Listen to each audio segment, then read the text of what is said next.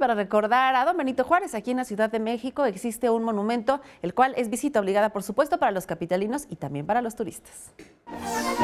Fue inaugurado en 1910 como parte del proyecto elaborado por el arquitecto Guillermo Heredia. Se ubica en Avenida Juárez y formó parte de los monumentos creados para conmemorar el centenario de la independencia de México. Su nombre es Hemiciclo a Juárez y fue inaugurado por el entonces presidente Porfirio Díaz. Como referencia de ubicación, se encuentra en la Alameda Central y a unos pasos del Palacio de Bellas Artes.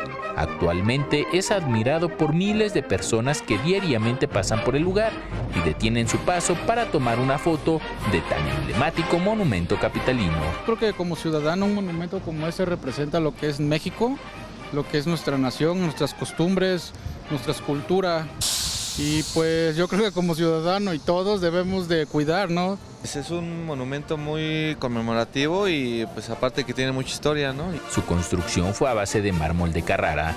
Cuenta con 8 columnas de estilo dórico y al centro la escultura que culmina con la esfinge de Benito Juárez, coronado por la gloria en presencia de la República.